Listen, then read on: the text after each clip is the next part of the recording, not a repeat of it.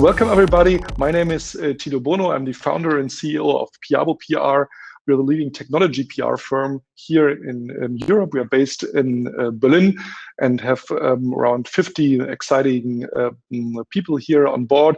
A lot of people are CMOs at startups before, or journalists, or work for TV or blogs or any other media companies, and it's very diverse, a nice team, a lot of experience. And what we are doing is, and also what we are talking today about, is obviously all about public relations. So how to, why is it important, how you get the attention from the journalists, how you manage your media relations. I'm happy to answer all your questions too. Of course, we are talking also about social media, the importance of social media, content marketing, how you can leverage and use content, and of course also influencer relations. We will present a lot of tech companies that you might have heard of. Many of them are based in Silicon Valley, like companies like Evernote or Stripe or GitHub, but also some corporates like BMW, a lot of European tech heavyweights like N26, and others. So I think we have both in B2C and B2B some exciting experience that I can share today with you. And so also feel free to also write into the chat if you have questions or any concrete cases from your startups that you want to share, if it B2B or direct to consumer, whatever. Happy to share also some more concrete cases. So first of all, before we start, I brought you a nice quote from Ben Horowitz. He's the founder of Andreessen Horowitz, one of the most successful and biggest venture capital firms in Silicon Valley. And he said, a company without a story is a company without a strategy. And I think it's quite fascinating that someone who is obviously a capitalist and an investor does PR for PR. And the reason why for him as an investor this topic is so important is quite clear, because PR has an effect on so many areas of a great startup. It can help you to win new clients, and also what we often see, especially in B2B startups, that it helps shrinking sales cycles. It helps to attract the right investors for your company, but also to attract cooperation partners, and also, of course, convince the best talent. So it has for employer branding reasons. So it has a lot of impact if you do it right and tell your story right. So that's why an investor like Andreessen Horowitz is promoting it so much and make sure that their portfolio companies have the right PR strategy and storytelling. But also, in startups, often it's the valuation, right? And often you see companies that make zero revenue or even EBITDA, and they'll have a great valuation. Here comes in this, but also start has to have verse, right? But on the other hand, also the narrative is very, very important, and the story that you tell and how you position yourself in the market. And there's another great quote from Bill Gates, obviously also one of the great tech founders.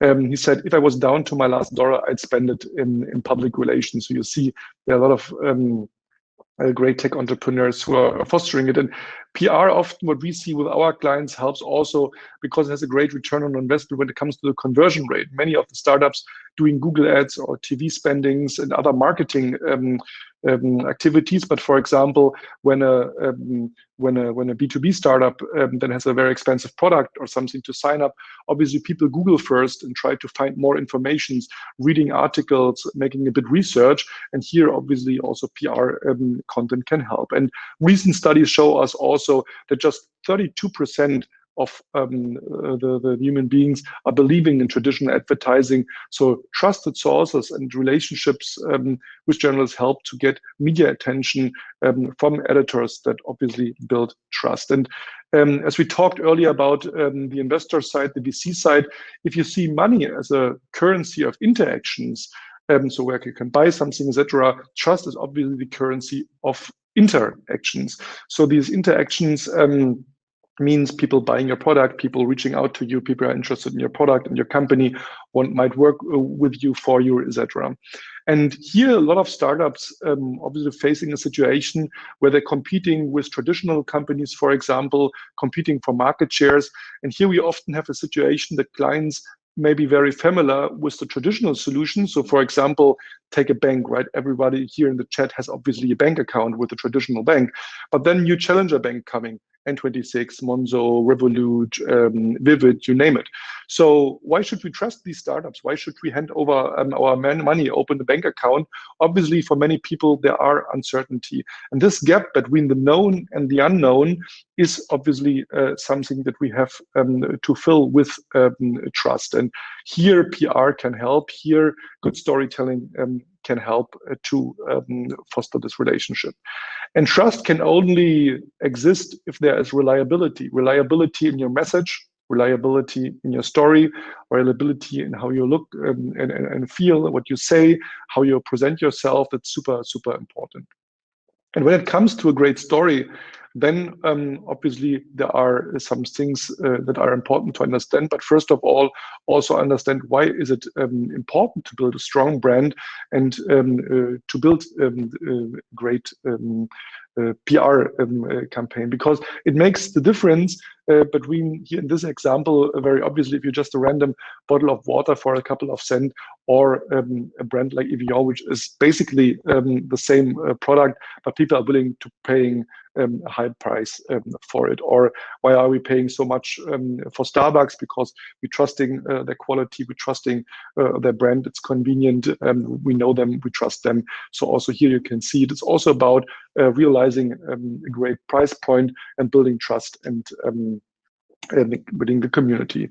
And when it comes to a great story, obviously a tool like the hero's journey is very much recommended to build a story. So usually every startup is in a situation, has a concrete context. Maybe they really having a concrete niche that they are claiming for them. They have some supernatural aid in form of investments from investors, and then but also helping to solve concrete problems, where they really going into the situation where they then having a traditional story where there's a problem, and you as a startup offering a solution. And in the best possible way, this kind of story reaches the hearts and minds of the audience. It's not too dry. And I talk to a lot of founders also in the B2B sector. They will say, oh, I just have a boring B2B company, I don't think it works for me. That's simply not true. We have really companies that have a very, very niche product, sometimes in IoT and in security and in a lot of sectors.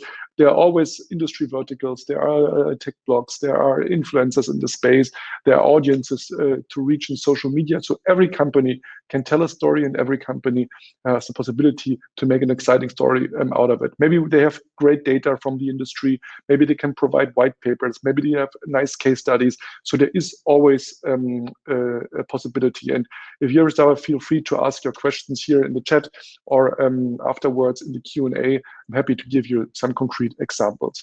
But when we talk about storytelling, we should have also in mind the 3 S's of storytelling. Obviously, we have to engage emotionally in the best possible way a situation where the journalist says, oh, I want to test this product, I want to try it out.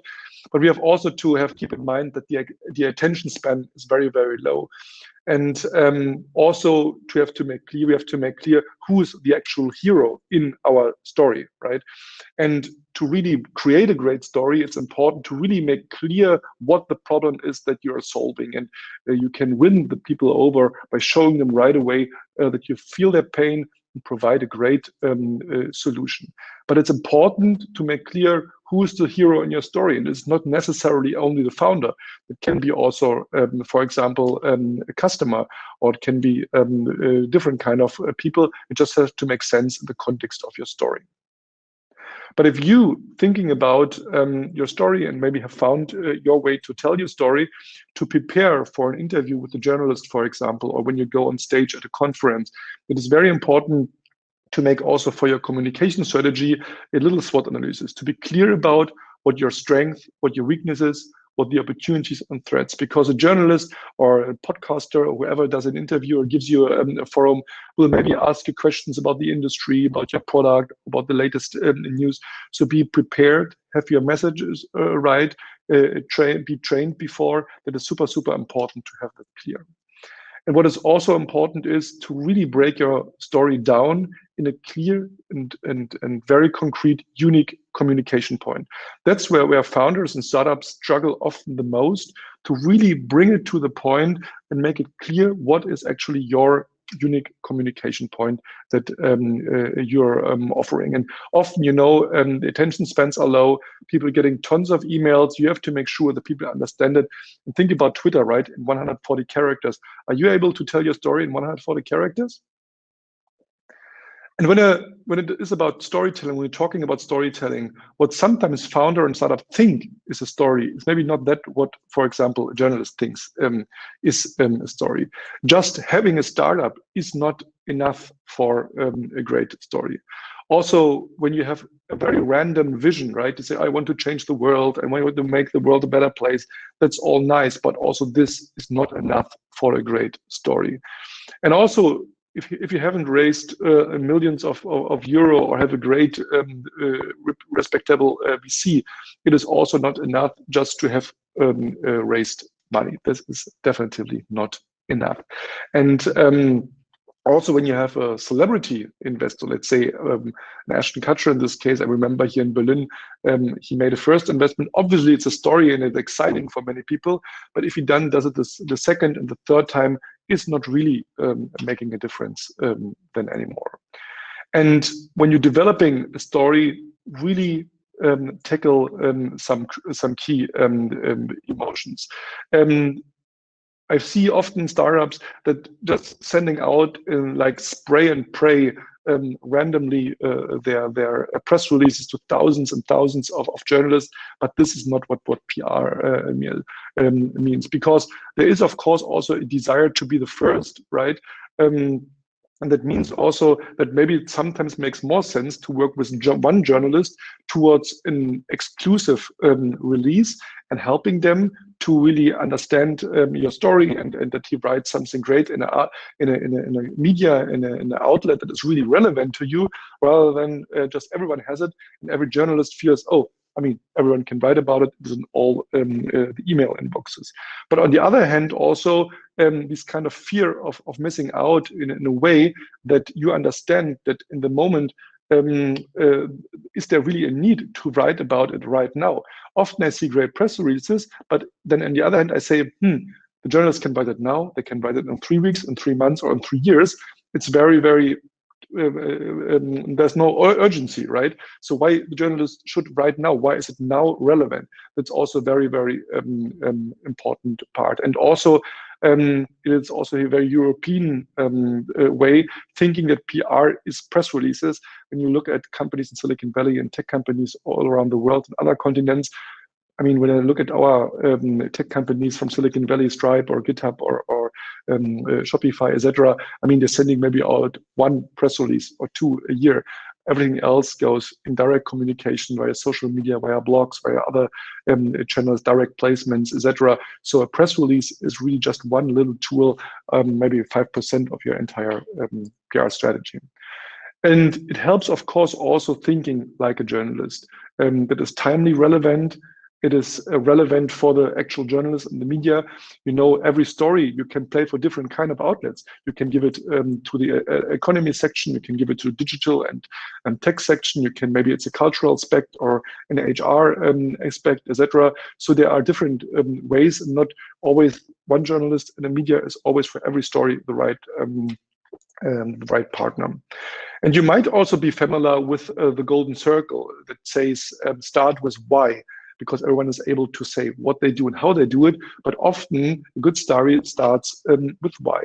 But I think there is, especially for startup, additional dimension, and it is who it is. Because in a startup, you often have a situation, someone registers a website, they just have a PowerPoint presentation, just starting, nobody knows about the company, so the personality of the founder and who is behind it is very, very important. So the aspect of personal branding, and every VC will tell you about the importance of the team is very, very important to understand.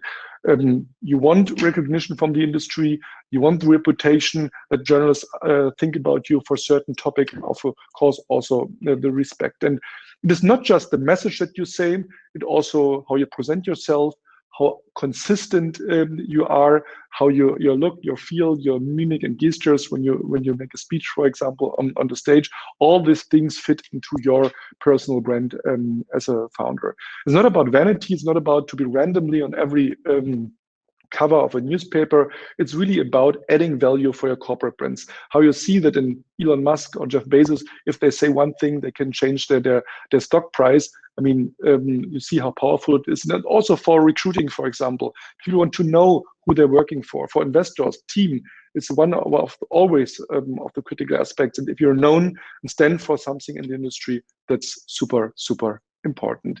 And you have to differentiate yourself. You have to be a little bit like the purple cow. That's very, very important. In the best possible way, if you do it very good, you be the media instead of pitching the media. You really become a trusted source of expertise for your industry, for your topic. And it's important that you not just out of vanity randomly talk to all the media and journalists, really find out who makes an impact, what is read in your industry, what is relevant for your industry, what makes really an impact for your company, for your startup. And again, come from the story, come from a great angle, not just think and heat from one press release to another. That would be definitively not the right approach. Think about how you can tell your story in 140 characters on Twitter. How can you be visualized on, for example, Instagram? How can it look like in a more business environment like LinkedIn? What kind of B2B or B2C influencers can tell your story? What other PR channels you can leverage on? And think about that a journalist here in Europe, but also when you look at TechCrunch, gets hundreds and hundreds of pitches every day. They're getting approached every day, calls, they're getting hundreds of email. So you even have to make sure that the subject line in the email is right, that it grabs the attention, because nobody has time, no journalist has time to really click into every single email that you're sending them. So make sure you stand out. Make sure your unique communication point is absolutely glass clear, and then you will also generate results that build business. And whatever you decide for, if you say, I want to work more with influencers, that's relevant for my industry, I want to do fostering my relationship with the journalists, whatever you do, think always long-term. Form relationships, form deep relationships with the right people, and not just one-night stands. That is my little input for PR today. I hope there was at least one thing that you could take and implement in your startup. I'm happy to answer all your questions. If you want to follow me, do this on LinkedIn, on Instagram, on Twitter, on Facebook, wherever you feel comfortable. If you have a more complex question or don't want to ask it here in public, feel free also to shoot me an email.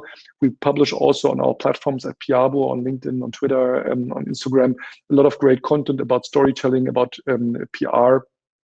And also feel free to follow our podcast Business Class that you find on Spotify and all the channels, Apple, etc. So thank you very much. And I'm happy to hear all your questions.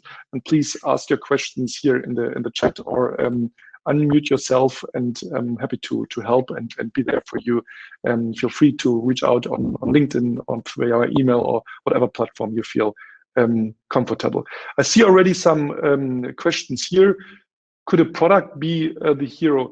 Louise Karlstedt is asking, but I mean, of course, I think a great product is always important. If you don't have a great product, I mean, see Amazon, see Apple, see Tesla, that it's always the foundation. But people are curious and interested about people.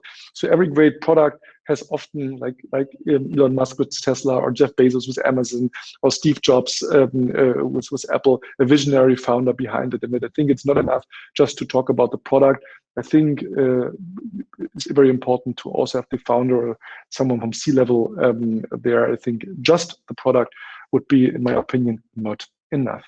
Then I have a next question, Eric Bjorkman. If you are very early stage, should you play David and Goliath narrative, compare with the big American competitors, or just explain what yourself are about? Eric, that's a great question. I think a lot of startups that say we are the Airbnb for or the Uber for, etc. I think in the early stage it can definitely help to explain what you're actually doing, and maybe also to refer to a certain market size or to certain success. So that makes sense. When you become bigger and later, I think you shouldn't do this too much, because of course it influences also your brand. You should then more talk about yourself. But what you could do is, I think what is also a common mistake, that often, especially if there's competing startups, that the founders focusing too much on the competition with the other startup. So they're saying, oh, there's the other startup that's competing or stealing my idea, etc.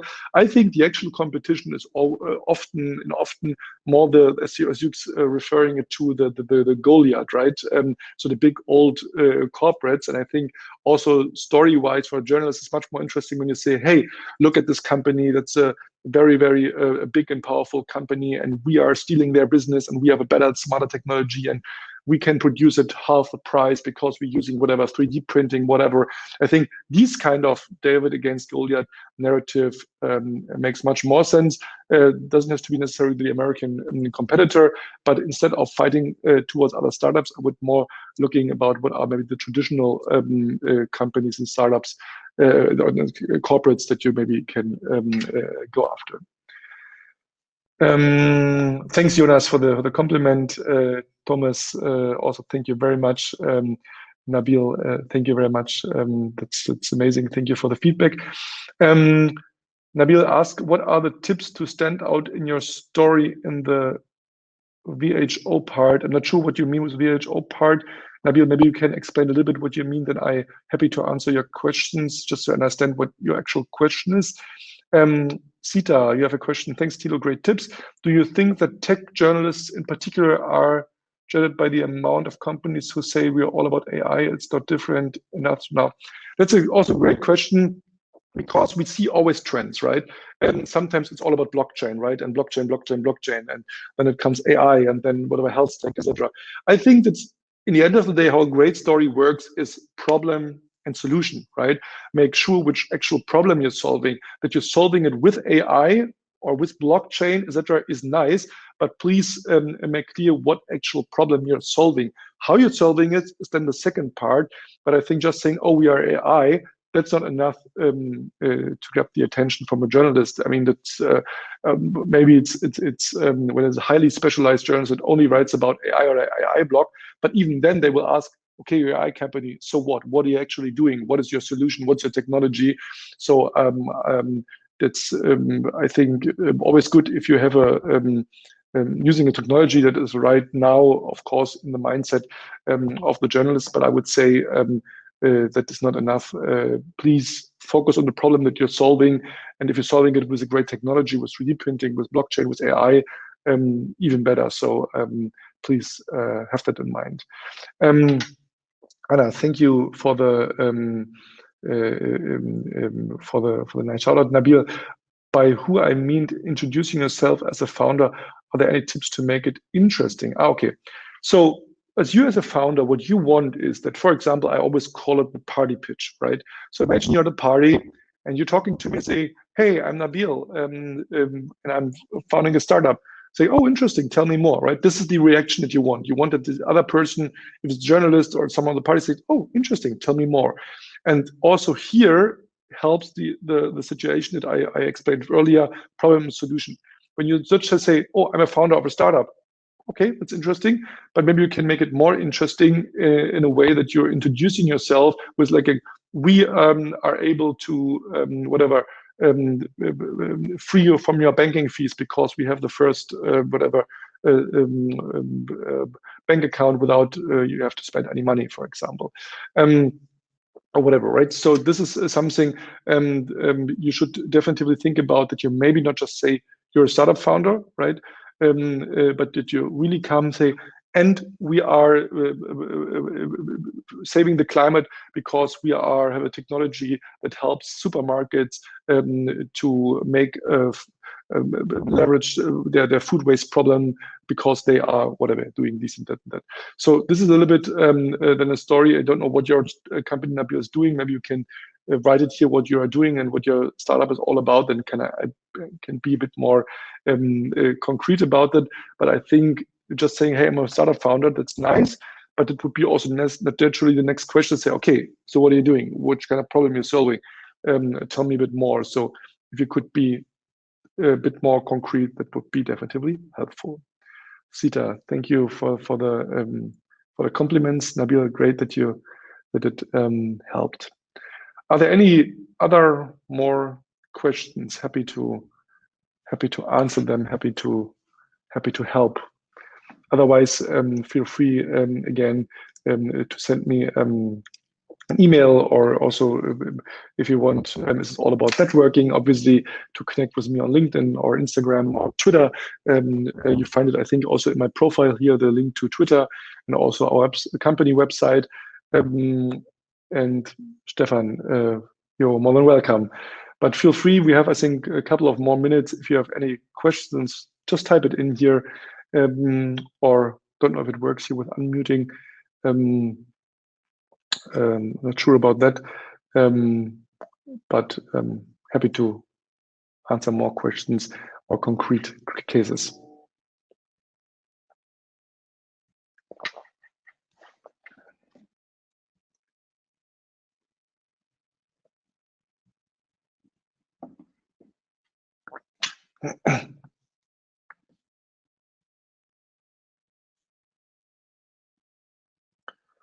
Eric, people, investors or team members, what do you mean? What is the question? Martin, thank you. Martin Blank, hope it helped. Can investors be the interesting person the journalist writes about? Yes, absolutely. I mean, we have often situation when a founder maybe where the founder leverage on the reputation of the investor, right? And it helps, of course, if you have great investors like here in Germany, Holzbrink Ventures, for example, or with the Silicon Valley Bank, or whatever, Excel, Lightspeed, Sequoia Capital, and Andreessen Horowitz. I showed the quote earlier. Obviously, that helps when they have a great reputation, because they often have also contacts to journalists by themselves, or maybe they're willing to do a joint interview where the founder and the investor together can do an interview. We have seen that, and often that helps. And it depends a bit on the reputation of the investor, and of course how much money they invested. But I've seen many cases, and we are also doing that often with our clients, that they get an investor on ground as an exciting investor, that we are leveraging it for the media presence and PR success for our clients. Definitely, Eric, that's definitely the case. Good point.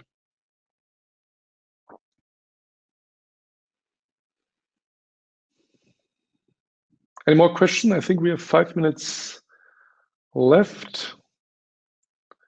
Feel free to use my time, use me, my brain.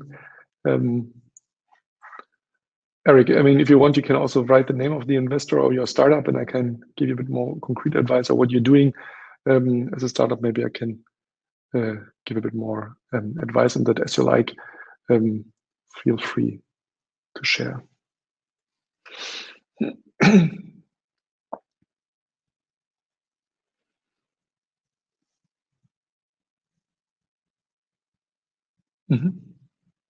Angel investor, yeah, depends, of course. Also, angel investors can be famous or have great names, right? So if he's in your country or in your industry, a great person that is respected and well known, that definitely could make sense, especially. Unfortunately, I don't know the company yet, but again, if this industry that you're in, or in this space, he's a respected person and maybe has a lot of market insight, knowledge, etc. That could be definitely for the vertical media be very interesting, and it could be, of course, also very interesting. Could be very interesting for the tech media and the blogs, maybe the influencers. You should definitely try to leverage on that. So We have still a couple of minutes.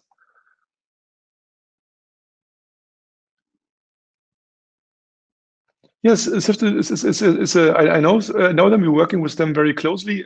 We know them very well. We're working with Sifted. I know it's from the Financial Times. They have also, I find, as a journal, a quite interesting approach, as they're also giving a lot of attention to companies that are not necessarily in the major hubs like London or Berlin, etc. So they are really great. And we had some placements there. They are definitely an amazing tech magazine about digitization startups. I personally like them, and obviously the connection with the FT is also not bad. It's English, so you have a great international outreach. I had so far just positive experiences with them, definitely.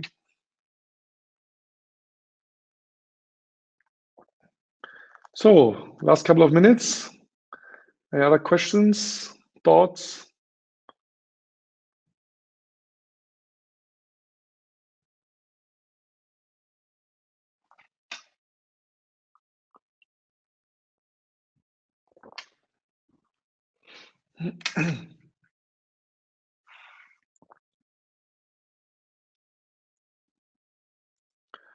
I'm not the expert for the Russian market, Eric. Ricardo, sehr, sehr gerne. Herzlich willkommen. Danke fürs Dabeisein. Vernetz dich gerne mit mir. Eric, I'm not expert for the Russian market, but we have a partner agency. If you're looking for an agency, a PR agency in Russia, I can definitely connect you with them. Feel free to drop me a message. I'm happy to connect you with a PR agency in Russia. If you're looking for one, I'm very sure there are some, but Russia, not the expert for the Russian market, but happy to connect you.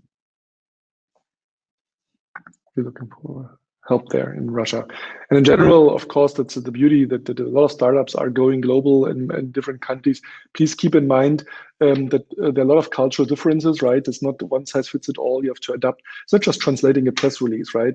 Every market is different. For example, German market is very decentral. You know, a lot of media hubs like London, Hamburg, Berlin, Munich, Frankfurt, etc.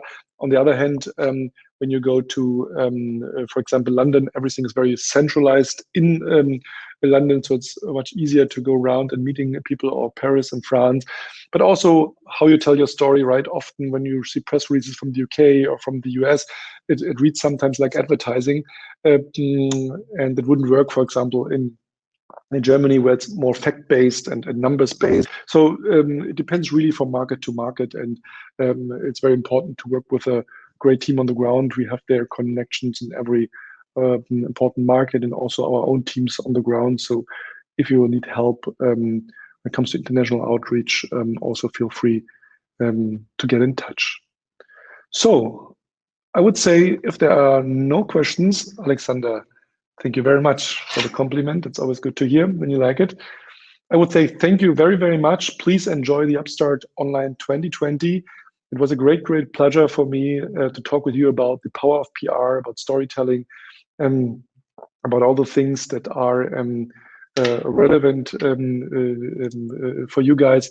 And I hope that you will have a lot of success, and will read about all of you in the media, and you have great success with your media outreach.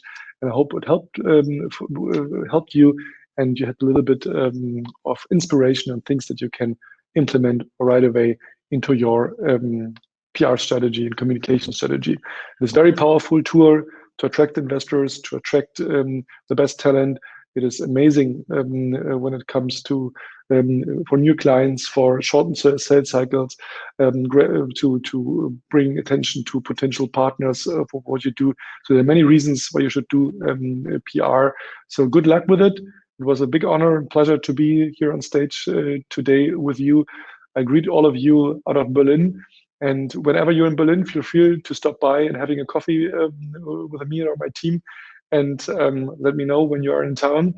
Otherwise, all the best for you. Thanks for having me. Bye-bye.